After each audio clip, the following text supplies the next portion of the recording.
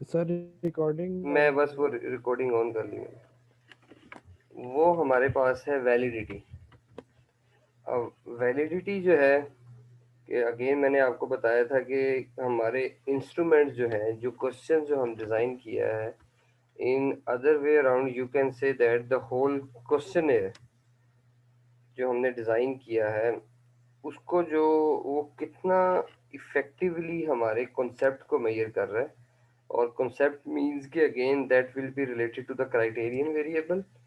और अल्टीमेटली जो हमारी थ्योरी है, जो प्रॉब्लम है, क्या उसके लिए एक्यूरेट है या नहीं है। अगेन वो हम वैलिडिटी के थ्रू चेक करेंगे कि जो इंस्ट्रूमेंट हमने डिज़ाइन किया वो बहुत कंसिस्टेंट था आंसर करने में, लेकिन वो जो कंसिस्टेंसी थी आंसर करने में, क्या वो रिलायबल भी है या वैलिड वैलिड वैलिड भी है या नहीं है। इसकी जैसे मैंने आपको एक कैलकुलेटर की एग्जांपल दी थी, इसी तरह हम एक एग्जांपल ले लेते हैं। एक फ्रिज है ना, लेट्स सपोज आपको पता है कि वो कूलिंग आपको एक सेम टेम्परेचर आपको फ्रिज के अंदर मेंटेन करके देती है। तो डॉलर्स के लिए एक बहुत बड़ा स्लोगन भी वो होता है कि द डॉलर्स, क्योंकि डॉलर्स रिलायबल है। अब अंदर हमें वो टेम्परेचर जो है वो फिक्स कर दिया, लेकिन अब वो रिलायबल है क्योंकि वो टेम्परेचर हमें फिक्स वो दे रहा है। लेकिन जब वेदर चेंज होता है तो हमें जो है वो कूलिंग कम भी करनी पड़ती है। लेकिन कभी कभी ऐसा होता है कि आप ओपन करते हैं, आपको पता चलता है कि फ्रिज के अंदर जो है वो बैक साइड के ऊपर सारी जो है ना वो आइस फ्रीज हो चुकी हुई है। इवन कि कुछ ऐसी चीज़ें भी हैं जो फ्रीज हो चुकी हुई हैं, सिर्फ इस वजह से कि वो जो टेम्परेचर वो कॉन्टिन्यूसली मेंटेन किया हुआ था फ्रिज में, उसकी वजह से ऐसा हुआ कि कुछ चीज़ें फ्रीज हो गई। अब वो हमारे लिए यूजेबल नहीं है, अब हम उसको यूज़ नहीं कर सकते।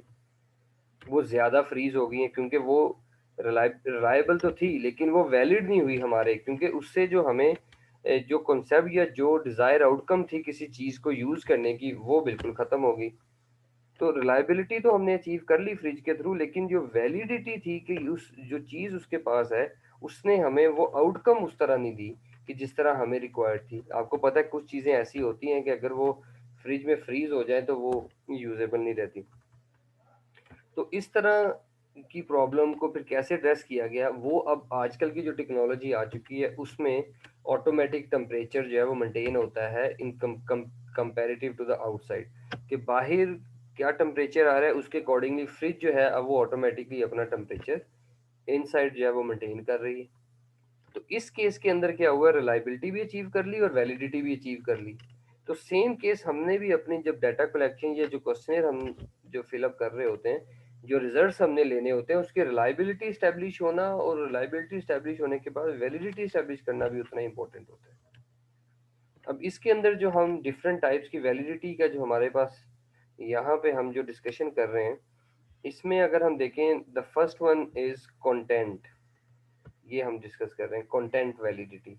कंटेंट वैलिडिटी जो है, जिसको जो गुडनेस और मेयर के लिए बहुत ज़रूरी है। हमने जो आइटम और जो क्वेश्चनेयर डिज़ाइन कर रहे होते हैं, उन क्वेश्चनेयर को हमने अगेंस्ट द एक्सपर्ट ओपिनियन हमने उसको वैलिडेट करना होता है। उसका लॉजिकल फ्लो बनाना होता है। कौन सा क्वेश्चन पहले करना है, कौन सा बाद में करना है, कौन सा कैसे करना है, इसमें आपको एक्सपर्ट ओपिनियंस की बहुत ज़रूरत होती है। और वो आपने अपने कंटेंट का एनालिसिस करना है। कंटेंट आपके पास क्या होता है, analysis of questions related to the item, sorry related to the variable. और आपके पास नेक्स्ट आपके हमारे पास आ गया सिलेक्शन ऑफ स्केल, कि इन दोनों का आपने एनालिसिस किया कंटेंट वाइज कि ये एक्यूरेट है या नहीं है। सेकंड हमारे पास जो वैलिडिटी है वो चेक कर रही होती है, क्राइटेरियन रिलेटेड वैलिडिटी है, कि आपके पास जो स्केल आपने डिज़ाइन कर लिए, क्या वो आपकी आउटकम को, थ्योरी को डिटरमिन कर रहे हैं या नहीं कर रहे। और थर्ड वन जो है हमारे पास ऑप्शन होती है वो है कंस्ट्रक्ट वैलिडिटी। कंस्ट्रक्ट वैलिडिटी में ये है कि हमारे पास कंस्ट्रक्ट जो डिज़ाइन किए थे उसके अकॉर्डिंगली हमारे पास डाटा आ चुका हुआ है। अब डाटा को और कंस्ट्रक्ट को कंपेयर करके हमने देखना है कि कितने वैलिड हमारे पास रिजल्ट्स आ रहे हैं। जो रिस्पॉन्सेज हमारे पास आए हैं वो कितने वैलिड रिस्पॉन्सेज हमारे पास आए हैं। तो कंटेंट एनालिसिस के अंदर हमारे पास the first one is, sorry, in validity options, the one is content, second one is criterion, and third one is our construct validity. अब इनको जो है वो हम वन बाय वन डिस्कस करते हैं यहाँ पे कि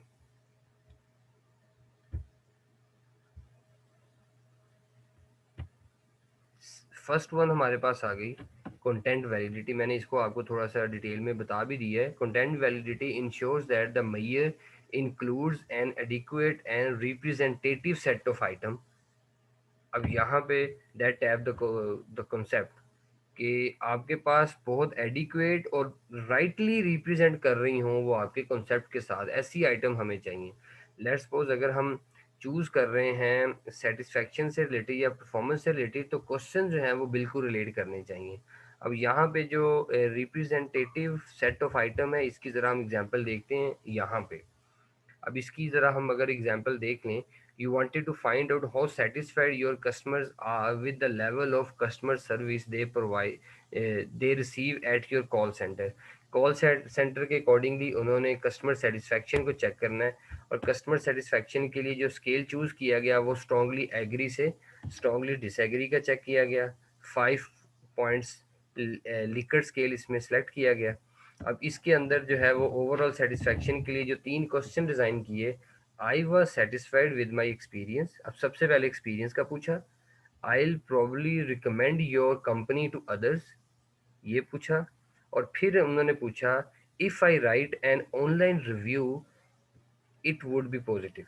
अब देखें ये जो 3 क्वेश्चन हमने यहाँ पे डिज़ाइन किए हैं, that will determine the overall satisfaction. इन तीनों क्वेश्चन में सीक्वेंस है सेम, हमने इसी तरह सीक्वेंस को मेंटेन करना होगा किसी भी एक वेरिएबल को मेजर करने के लिए। यहाँ पे सेटिस्फेक्शन का वेरिएबल है, उसके लिए जो 3 आइटम्स हैं उसका सीक्वेंस चेक करें। It's a logical sequence.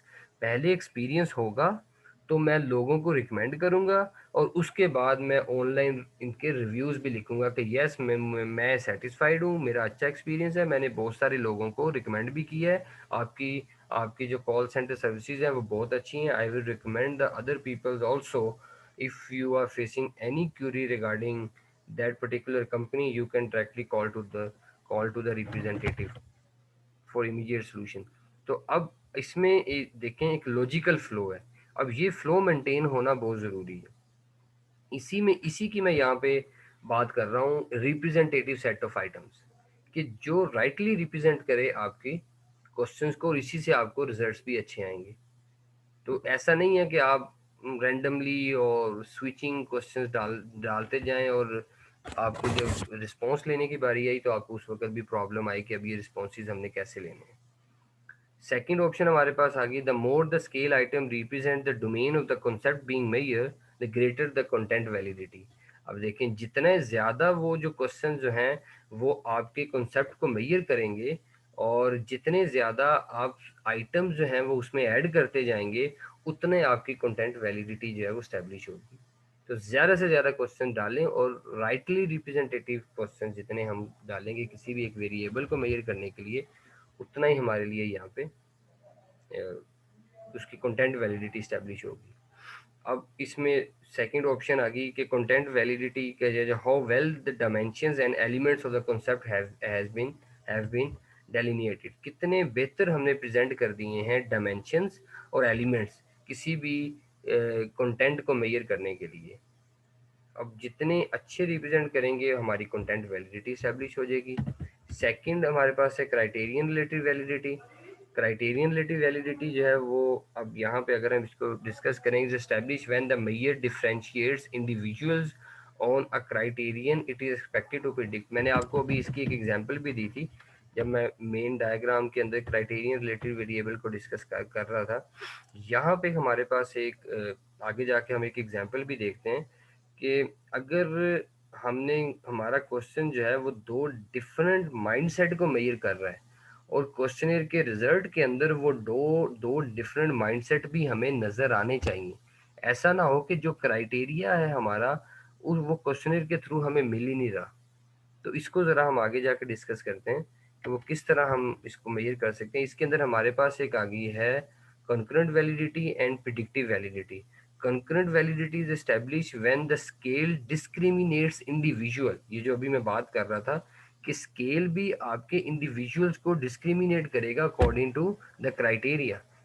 जो ऊपर क्राइटेरियन रिलेटेड वैलिडिटी में जो क्राइटेरिया है उसके accordingly, who are known to be different, that is they should score differently on the instrument as in the following example में भी देखते हैं कि अगर आपने डिफरेंट इंडिविजुअल्स पे ऊपर आपने क्वेश्चन फ्लोट करवाया है और उस क्वेश्चन का पर्पस भी यही है कि जो डिफरेंट इंडिविजुअल्स हैं वो डिफरेंट आपको रिजल्ट्स दें, तो वो आपको स्कोर के अकॉर्डिंगली इंस्ट्रूमेंट के अकॉर्डिंगली नज़र भी आना चाहिए. If you are not able to differentiate it means there is something wrong in the instrument.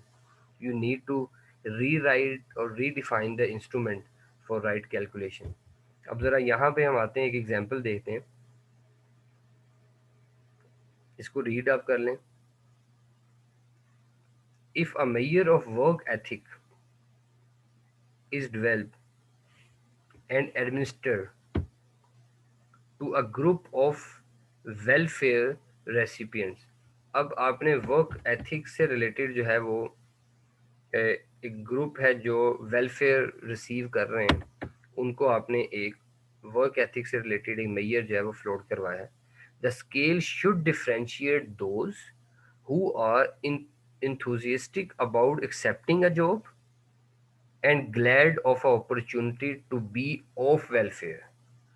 अब उन्होंने कहा कि ये जो क्वेश्चनेयर है, जो स्केल है, इससे डिफरेंशिएट करना चाहिए उन लोगों को कि जो लोग जो हैं वो जॉब करना चाहते हैं और वो वेलफेयर के थ्रू अपनी लाइफ नहीं गुजारना चाहते. And glad of opportunity to be of welfare and from those who would not want to work even when offered a job. और दूसरे वो वाले जिनको जॉब ऑफर भी की जाए तो वो जॉब नहीं करना चाहेंगे, उनका ज़्यादा चांस होगा कि वो लाइफ टाइम अपने जो ट्रस्ट और वेलफेयर के अकॉर्डिंगली ही चलते रहें. अब ये जो दो ग्रुप डिफाइन हो गए इसमें, तो जब आपने क्वेश्चनेयर के डाटा जब आपने ले लें तो दोनों का रिजल्ट जो है वो डिफरेंट आने चाहिए. अब यहाँ पे हम देखते हैं those with high work ethic values, कि वो लोग जो हाई वर्क एथिक्स वैल्यूज हैं would not want to be on welfare, जिनकी वर्क एथिक्स अच्छी है. यहाँ पे जो अभी मैंने बताया था कि वर्क एथिक्स से रिलेटेड ये क्वेश्चन डिजाइन हो रहा है, और उनमें जिनकी वर्क एथिक्स हाई होंगी वो क्या करेंगे, would not want to be on welfare and would ask for employment. वो कहेंगे कि हमें वेलफेयर नहीं चाहिए, हमें जॉब दो. And those who are low on work ethics values might exploit the opportunity to survive on welfare for a for as long as possible. वो क्या करेंगे, वो जॉब नहीं करेंगे और वो किधर जाएंगे, वेलफेयर के ऊपर रिलाई करेंगे. तो इस पॉइंट ऑफ व्यू से आपका क्वेश्चन जो है वो इस कैपेसिटी का होना चाहिए और इतना वैलिडेट होना चाहिए कि वो हाई और लो वर्क एथिक स्केल की वैल्यूज के अकॉर्डिंगली लोगों को डिफरेंशिएट करे. If you would not be able to differentiate कि 1 का आंसर का क्या मतलब है, 5 के आंसर का क्या मतलब है, इट मीन्स के validity is not accurate. Validity होती क्या है, मैंने आपको अभी बताया भी था कि वैलिडिटी आपकी इस्टेब्लिश होगी जब आपका क्वेश्चनेयर आपको क्राइटेरिया से रिलेटेड रिजल्ट दे दे. तो आपका इस क्वेश्चन के अकॉर्डिंगली, ये वर्क एथिक्स के अकॉर्डिंगली आपका क्राइटेरिया ये है कि आपने उन लोगों को डिफरेंशिएट करना है जो वेलफेयर के ऊपर अपनी लाइफ गुजारना चाहते हैं उन लोगों से जो जॉब करना चाहते हैं. तो वो कैसे होगा, हाई वर्क एथिक्स वैल्यूज का जो स्कोर आएगा उसका मतलब है कि लोग एम्प्लॉयमेंट की तरफ जाना चाह रहे हैं. लो मीन्स के people wanted to rely on welfare. अब सेकंड हमारे पास है, इसमें कोई क्वेश्चन अगर आपका है तो please anyone having any problem here.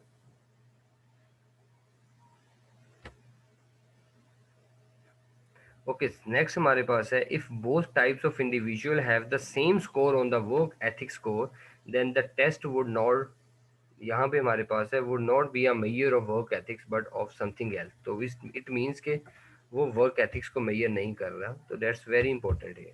अब हमारे पास यहाँ पे कंस्ट्रक्ट वैलिडिटी है, दैट इज़ वेरी इंपॉर्टेंट. और ये कंस्ट्रक्ट वैलिडिटी जो है ये नॉर्मली हम चेक करते हैं अगेन आफ्टर कलेक्टिंग डाटा.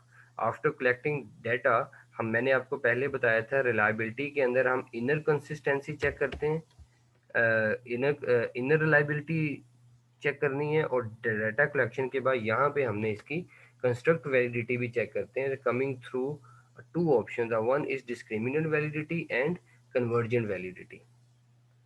अब अगेन यहाँ पे बात हम वही कर रहे हैं कि जो आपके मेजर्स हैं how accurate these measures are to fit with the theory, जो मैंने पहले भी बार बार बात कर रहा हूँ, अगेन बात उसकी यही है कंस्ट्रक्ट्स की कि वो कितना थ्योरी को डिटरमिन कर रहे हैं।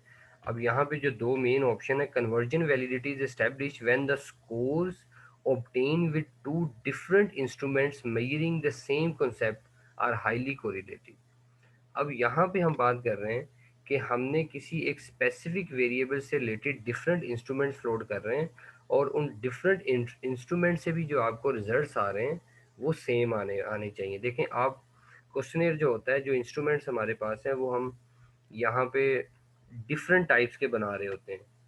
किसी का एग्री डिसएग्री से रिलेटेड हो रहा होता है, किसी किसी को आप लाइकली मोस्ट लाइकली के अकॉर्डिंगली बना रहे होते हैं। तो जो आपका स्केल, जो आपने इंस्ट्रूमेंट डिज़ाइन किए हुए हैं डिफरेंट टाइप्स के, किसी भी एक स्पेसिफिक वेरिएबल से रिलेटेड, जब आप उनको सम अप करें तो उनके रिजल्ट्स आपस में कोरिलेट करने चाहिए। ऐसा ना हो कि with in a one variable, like जैसे मैं अब अगेन मैं रिपीट करता हूँ बैक एग्जांपल ही, यहाँ पे जो हमारे पास तीन क्वेश्चन है, I am satisfied with my work, और इन तीनों क्वेश्चन के लिए हमने एक ही स्केल यूज़ किया है, स्ट्रांगली एग्री से स्ट्रांगली डिसएग्री। लेट्स सपोज आपने एक्सपीरियंस के लिए डिफरेंट क्वेश्चन चूज़ कर लिया, उसके बाद आपने I will probably recommend your company to other, इसके लिए आपने लाइकली मोस्ट लाइकली या इस तरह की टर्म्स यूज़ कर ली, और if I write an online review it would be positive. इसको आपने लेट्स सपोज एक डिफरेंट पर्सपेक्टिव में मेजर कर लिया according to nature of scale. आपने इसको डिफरेंट स्केल की नेचर में डिस्कस कर लिया, likely, most likely, not likely to be, अब डिफरेंट फॉर्म में हो सकता है। तो ये जो डिफरेंट टाइप्स के स्केल आप यूज़ करेंगे, इन स्केल को कंबाइन करके भी उस ओवरऑल वैलिडिटी स्टैब्लिश होनी चाहिए। That validity is called convergent validity, and remember it, that's very important. Data collection के बाद ही आप चेक करेंगे ना कि अगर लेट्स सपोज एक वेरिएबल के अंदर दो क्वेश्चन है, दोनों क्वेश्चंस के जो इंस्ट्रूमेंट्स हैं, जो स्केल हैं वो डिफरेंट है, और दोनों को आपने जब इसकी कन्वर्जन वैलिडिटी चेक की कि क्या दोनों डिफरेंट टाइप्स के स्केल मेन मेरे वेरिएबल को मेजर कर रहे हैं या नहीं कर रहे, अगर वो कर रहे हैं तो आप कहेंगे कि यस आपस में ये कोरिलेट कर रहे हैं और कन्वर्जन वैलिडिटी स्टैब्लिश हो रही है। और अगर ये आपस में कोरिलेट नहीं करेंगे तो ये वेरिएबल को भी राइटली प्रिडिक्ट नहीं कर सकेंगे। तो कन्वर्जन वैलिडिटी इंपॉर्टेंट होती है। द सेम वे हमारे पास आती है डिस्क्रिमिनेंट वैलिडिटी। अब डिस्क्रिमिनेंट वैलिडिटी जो है, ये कन्वर्जन वैलिडिटी मैंने आपको बताया, इन दोनों में ज़रा थोड़ा क्लियर कीजिएगा। Instruments with in one variable correlate करने चाहिए, और डिस्क्रिमिनेंट वैलिडिटी हमें क्या बता रही होती है कि दो जो वेरिएबल हैं आपस में वो अनकोरिलेटेड होते हैं। दो वेरिएबल जो डिफरेंट वेरिएबल्स होते हैं वो आपस में कोरिलेट ना कर जाएं because of the designing of questionnaire, कि क्वेश्चनेयर आपने इस तरह डिजाइन कर दिया है कि दो वेरिएबल आपस में कोरिलेट कर गए हैं, तो वो मल्टीक्लोनियरिटी के इश्यूज आ जाते हैं उसमें। ये मैं आगे जाके आपको बताऊंगा अभी टेस्टिंग के दौरान। तो अगर वो आपस में कोरिलेट कर गए हैं तो आपको फिर पता है इससे प्रॉब्लम क्या होगी, हमने सेटिस्फैक्शन मेजर करनी है और परफॉर्मेंस के साथ, तो परफॉर्मेंस के क्वेश्चनेयर की वैल्यू सेटिस्फैक्शन में जाएगी, सेटिस्फैक्शन की परफॉर्मेंस में आ रही होगी, तो आपस में इंटर रिलेट करेगी। तो ये इंटर रिलेट नहीं करनी चाहिए और इन दोनों के अंदर डिस्क्रिमिनेशन होनी चाहिए। That's what the discriminant validity is established. Discriminant validity is established when based on theory two variables are predicted to be uncorrelated. दो वेरिएबल आपस में अनकोरिलेटेड होने चाहिए। ऐसा ना हो आपको पता चले कि आगे जाके मैं आपको ना इसका एक सिनेरियो बताऊंगा अभी फैक्टर एनालिसिस में, जब हम ग्रुपिंग करेंगे तो आपको पता चला कि सेटिस्फैक्शन का क्वेश्चन जो है वो सेटिस्फैक्शन के क्वेश्चन से निकल के परफॉर्मेंस में चला गया, क्योंकि वो सेटिस्फैक्शन का क्वेश्चन वो कोरिलेट कर रहा है परफॉर्मेंस के क्वेश्चन के साथ, और परफॉर्मेंस का क्वेश्चन एक है वो कोरिलेट कर रहा है सेटिस्फैक्शन के क्वेश्चन के साथ, तो आपस में इनकी कोरिलेशंस नहीं होनी चाहिए। तो इस चीज़ को हमने डिस्क्रिमिनेंट वैलिडिटी के थ्रू सॉर्ट आउट करना है। तो अब ओवरऑल जो है ये वैलिडिटी और रिलायबिलिटी और वैलिडिटी की हमने डिस्कशन कर ली। अब इसका ये एक फ्लो चार्ट है। अगर वैलिडिटी की हम बात करें, ये सिंपल उसी के ये एक हमारे पास यहाँ पे एक समरी है। वैलिड कंटेंट वैलिडिटी है जिसकी हमने बात की, does the mayor adequately mayor the concept, ये आगे आपके पास मेयर से रिलेटेड आगे फेस वैलिडिटी एक्सपर्ट ओपिनियन है, क्राइटेरियन रिलेटेड वैलिडिटी है, Does the measure differentiate in a manner that helps to predict a criterion variable? Criterion variable dependent variable है कि ये क्राइटेरियन डिपेंडेंट वेरिएबल डिटरमिन करता भी है या नहीं. Concurrent validity, does the measure differentiate in a manner that helps to predict a criterion variable currently? अब यहाँ पे हमारे पास सिचुएशन ये है कि एक क्राइटेरियन रिलेटेड के अंदर जो कंकरेंट है वो करंट फॉर्म के अंदर एट प्रेजेंट वो कितना एक्यूरेट है मेजर करने में, और प्रिडिक्टिव वैलिडिटी में यह है कि फ्यूचर में हमारा क्राइटेरियन वेरिएबल जो है वो कितना एक्यूरेटली मेजर होगा. और आज कंकरेंट वैलिडिटी और प्रिडिक्टिव वैलिडिटी दोनों इस्टेब्लिश होनी चाहिए. ऐसा नहीं है कि कंकरेंट वैलिडिटी इस्टेब्लिश हो गई है इस क्वेश्चनेयर से और फ्यूचर के अंदर अगर आप इसमें क्वेश्चनेयर से डाटा फिल करवाएंगे तो वहाँ पे प्रिडिक्टिव वैलिडिटी इस्टेब्लिश ना हो. आज अगर आप कोई क्वेश्चन डिज़ाइन करें तो वो फ्यूचर में बाकी लोगों के काम भी आना चाहिए. Same way in most of the cases आप लोग जो असाइनमेंट अपने प्रोजेक्ट कर रहे हैं उसमें आपने क्वेश्चन को अडॉप्ट किया होगा. अडॉप्टेड क्वेश्चनेयर के अंदर आपकी क्वेश्चन क्वेश्चन और स्टडी के अकॉर्डिंगली प्रिडिक्टिव वैलिडिटी जो है वो स्टैब्लिश होनी चाहिए क्योंकि आप फ्यूचर में इसको कर रहे हो. उन उसके लिए वो कंकरेंट वैलिडिटी थी. सेम कंस्ट्रक्ट वैलिडिटी है, ये इंस्ट्रूमेंट के अकॉर्डिंगली है कि वो थ्योरी के अकॉर्डिंगली आपने जो कंस्ट्रक्ट जो वो ठीक डिफाइन किए भी हैं या नहीं, इसको थ्योरी से सपोर्ट आपको करना चाहिए. कन्वर्जन और डिस्क्रिमिनेंट वैलिडिटी को मैंने आपको पहले भी एक्सप्लेन इसमें कर दिया. अगर going back to the main structure of reliability और वैलिडिटी, यहाँ पे इस फॉर्म के अंदर अगर हम आ जाएं, अभी हम अपने क्वेश्चन स्टार्ट करते हैं. आज का ये टॉपिक यहाँ पे एंड हो रहा है.